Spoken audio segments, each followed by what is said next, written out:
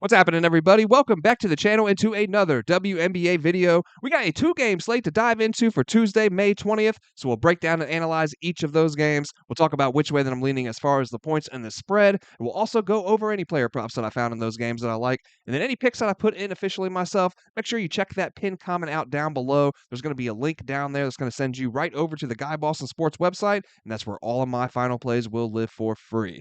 Now, typically, this is the portion of the video where we would recap our picks from the night before. However, the game is still live at the time of recording. They got the Storm taking on the Wings. We have a player prop, and we also have a play on the total. Now, that player prop, much like all the other player props so far throughout this WNBA season, man, got killed on it, right? Took Nneka Ogwumike under 8.5 rebounds. She's got 9 at halftime. So that one obviously is not going to cash. Thankfully, we only put a quarter unit on that one because, like I said, man, the player props have been a struggle so far, right? With all the player movement, all the coaching changes, the rotations, just kind of question marks. There's not a lot of data to go off of. We're going off of last year's data, and half of those teams look totally different now. So the struggle is real, but as the season wears on, we'll get a better feel for things. We'll get a better read on things, and I look for that number to improve. So not beating myself up, like I said in yesterday's video. Definitely not happy about it.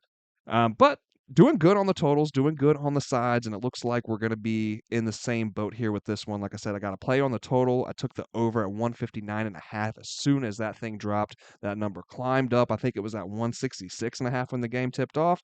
And it makes sense because it definitely looks like that is going to cash. So hopefully everything plays out in the second half, man, and we finish the day 1-1. But we hit on our half unit play since we're not going to hit on that quarter unit play. So we'll go ahead. We'll recap that in tomorrow's video, just so we can have the official win loss, and we'll go ahead and recap these plays as well from today's video. But let's not waste any more time, guys. Smash that like button down there for me if you can, and hit subscribe if you have not already.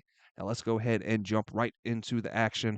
We have the Atlanta Dream taking on the Indiana Fever. Fever are 8.5-point favorites. Over under sitting at 171.5. A 7 p.m. tip off for this one. It's going to be the first of two straight played between these two teams, right?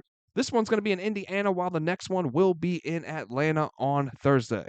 This is the second straight on the road to open the season for the Dream, while the Fever are playing host for the second straight time. Now, we saw the Dream lose a tight game in Washington their last time out, one that Atlanta led at the half by 4, being outscored by 8 in the second half, and then failing to close Washington out in the closing moments. The game was tied up with 30 seconds to go. Sykes got a layup, got a steal, passed it off to Citron for another layup. Game over, right? So Atlanta had their opportunities. They just could not close out that young and feisty Washington team. We knew Coach Mesco was going to emphasize the three ball from what we saw from him at his 20-plus years at Florida Gulf Coast. And we saw an Atlanta team that made the third fewest shots from outside at the second lowest shooting percentage last season, attempt 36 shots from beyond the arc against the Mystics. That was the most attempts of any team throughout the opening games. They did convert at a 33% rate, which is an improvement over last year, but if they look to rely that heavily on perimeter shooting, obviously they'll want to see that number improve a little more even. Now, it is wild to note that every player that saw the court for Atlanta against Washington, all 9 of them attempted at least one three-pointer, right? So for better or worse, the green light from beyond the arc is on in Atlanta. Um, just can't help personally but think like how much better this offense could look working inside out. You got BG and Brianna Jones down in the paint, and then you got perimeter players like Howard, Alicia Gray, ready to catch and shoot. But it's still as early as it gets, so we'll just have to see how it all ends up coming together for this Atlanta Dream team. The Fever, on the other hand, right, they displayed absolute dominance over the Sky, and despite the rivalry between her and Angel Reese individually, because there is a huge gap in talent and expectations for each of their squad, right? That it's not a rivalry. The Fever and the Sky, it's not a rivalry. And look, I'm not going to give any more of a platform or space for that flagrant foul. So if you're looking for me to dive into that, I'm sorry, man, but that's just not happening. There's plenty of time being wasted like all over the place, all over the internet, all over the media, instead of focusing on the great basketball that we've seen so far from these women. So I'm gonna do that. I'm talking basketball.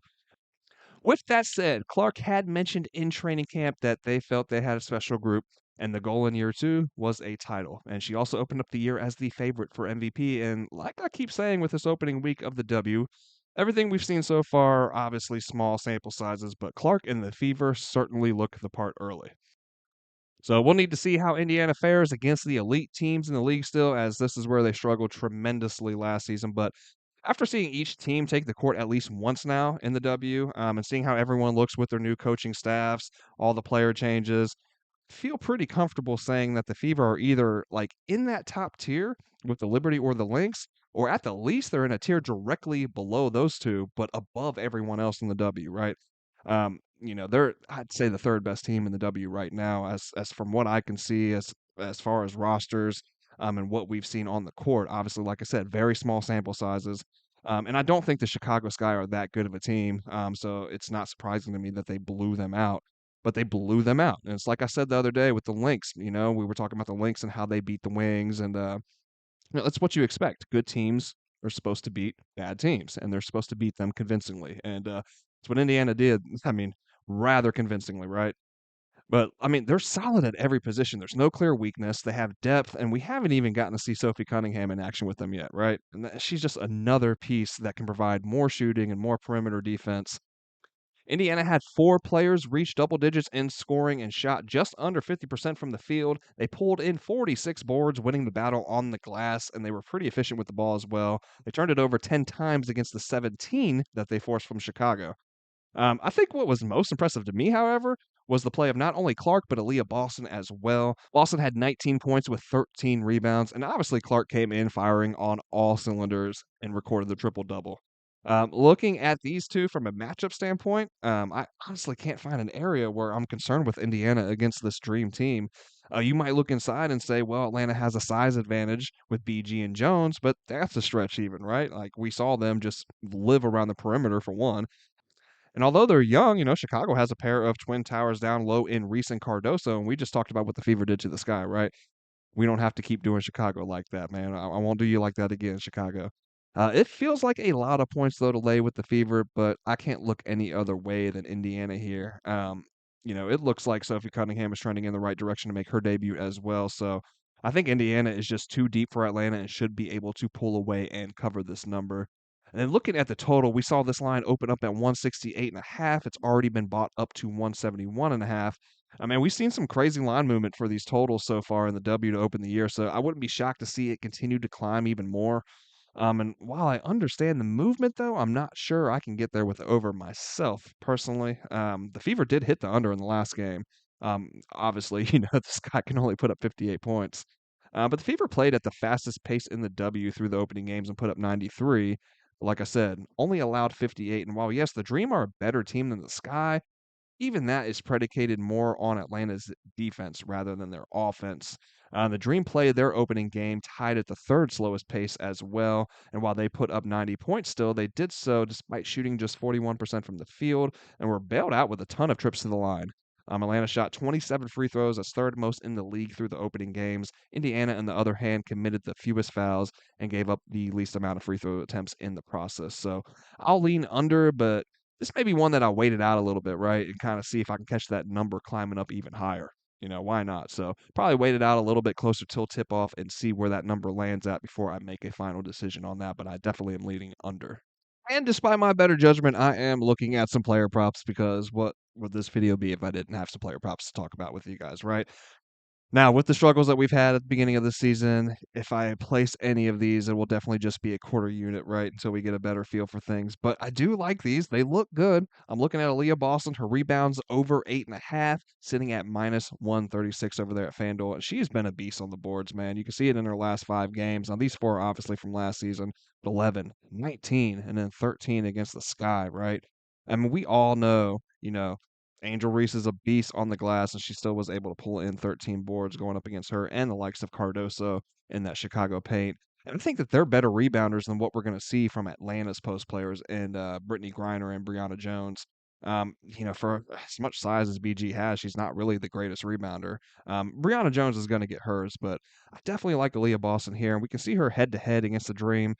She crushed this number last season as well. Is a little bit juiced at minus 136, but definitely looks good, and I feel like Aaliyah Boston is going to get hers on the glass.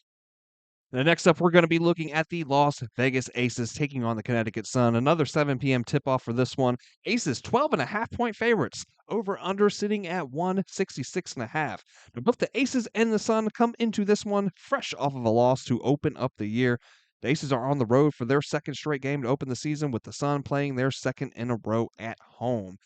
The Sun jumped out to an early lead on the Mystics, right, taking a 14-2 lead to open up that game. They held leads of 5 at both the half and heading into the fourth quarter, but they couldn't close that one out, being outscored by 10 in the fourth quarter en route to defeat. And I'll say it right now, man, I discredited the signing of Tina Charles, but the combo of her and Nelson Adada was the brightest spot for Connecticut on Sunday as they combined for 41 points and 18 rebounds. Connecticut looked tough early, man, playing very stingy physical defense, but as the game wore on, Washington found fire on the offensive end while Connecticut went flat. Go-to scorer Marina Mabry's struggle shooting the ball, and that one really played a huge role into this. Man, she attempted 21 shots from the field, converting only 5 of those, while also going just 1 of 8 from beyond the arc. And she missed her lone attempt from the free throw line as well. So just a bad shooting night from Mabry. And man, that's what you get from Marina, right? She is boom or bust. Definitely a bust here in the opener. The Sun have a lot of scrappy veterans, and I expect Marina to bounce back, right? I don't expect her to play that poorly again here in game two. But I don't know if that's going to be enough against an Aces team that's looking for a bounce back of their own, right? Dating back to last year's playoffs, man, the last 5 games for Vegas has been rough. They've played against the Liberty, obviously. They lost to them in the playoffs last year. But 5 straight games now against New York, and they've only won one of those. So Vegas is itching for a win, right? They're not feeling good. Obviously, don't like, coming into the season, starting off the season with a loss to the same team that knocked them out of the playoffs last year, to the defending champions. Not a good feeling and puts a bad taste in your mouth, I'm sure. Asia came out in that opener, though, and looked every bit of the dominant player that we saw from her last year that took home the MVP. And while I still contend that Fee is the best overall player in women's ball, man, offensively, nobody can see Asia, right? 31 points, 16 rebounds. Asia came to play, as always. But the supporting cast, man, not so much. Jewel Lloyd had a really, really tough debut, going just 2 of 10 shooting, 1 of 6 from deep for only 5 points. Chelsea Gray shot the ball well from beyond the arc, going 3 of 5, but she was just 1 of 8 for all of her 2-point attempts. And then while we saw Jackie Young get hot from deep in the third, she finished 4 of 12 from 3 for the game and just 1 of 7 in her 2-point attempts. So can we really expect to see all 3 of them players shoot that badly again? Man, I don't think so. Can we really expect to see Asia play that well again? Kinda think so. Obviously, she's not gonna go for 30 plus every night, right? But she dominated the head-to-head matchup with Tina Charles last year, going for 28 and 9 and 33 and 18 in their 2 meetings, while Charles shot just 8 of 24 overall for a combined 19 points in those 2 games. I'm hesitant to lay 12.5 this early in the season with the Aces, but coming off a loss like that, this is definitely a bounce back spot for the Aces, and I do think that they roll here. I'm gonna lean Vegas for this one. Like I said, man, that 12.5 definitely has me a little hesitant, but this is definitely a Vegas spot. I wouldn't go any other way but looking at Vegas with the points or laying the points. And then for the total, both of these teams played with a good bit of pace in their opener and both struggled defensively as the game went on, especially Vegas in the interior, right? Just gave up basket after basket underneath. But while I expect the Aces to tighten that up to some degree, it's hard not to look at it over here with 2 teams that just gave up over 90 points each. And the Aces are a high volume 3-point shooting team as well, putting up 32 attempts in their opener. So I'm going to lean over for this one. And a couple player props I'd be looking at in this one. Both of them involve Chelsea Gray. I'd be looking at her points first off, over 10.5, minus 115 on DraftKings. Looking for Chelsea Gray to bounce back, man. I don't think she's going to string together a bunch of bad games in a row. We can see that she did score 12 points, and that was on a not so hot shooting night, right? And if you watched Unrivaled last season, or this off season, rather, during the summer, Chelsea Gray was dominant, led her team to the championship, and was the best player on the court. Pretty much every time she stepped out there, man, Chelsea Gray was killing it. We saw some struggles from her last season, right? But she was returning from injury and kind of trying to work herself back into rhythm. And just never really quite got there. But like I said, man, if you saw her doing Unrivaled, we saw the Chelsea Gray that we have come to expect. We can see, like I said, she did cash out against the Liberty on not too great of a shooting night at that. And we check out this insight from Outlier. We can see that she has exceeded that mark in 5 of her last 6 games on the road, a 12.5 average in those games, hitting at 83%. So I like that one starting off. And then I also like looking at her for her three-pointers made. It's sitting at plus money right now, over 1.5, plus actually plus 118 over there at No Vig is the best odds that we can get. I like that, guys. We scroll on down, we can see that she knocked in 3 against the Liberty. Like I said, she was 3 of 5 from beyond the arc, and that's where she did her damage. 1 of 7 from the rest of the field. And then we can also check out this insight from Outlier for this one as well. Chelsea Gray has exceeded 1.5 three-pointers in 4 of her last 5 on the road. She's actually averaging 2 three-pointers in those games at 80% hit rate. So that is going to wrap it up here. I hope you guys enjoyed the video. I hope you found the content helpful and useful. And if you did, please do not forget to smash that like button down there for me and hit subscribe if you haven't, guys. Greatly appreciate it. Greatly appreciate all the love and support so far at the beginning of the WNBA season. Having a blast already, guys, and it's just beginning, man. I'm so excited over here. We got months and months and months to go. So loving it, man. Thank you for the support again, and I will see you guys on the next one.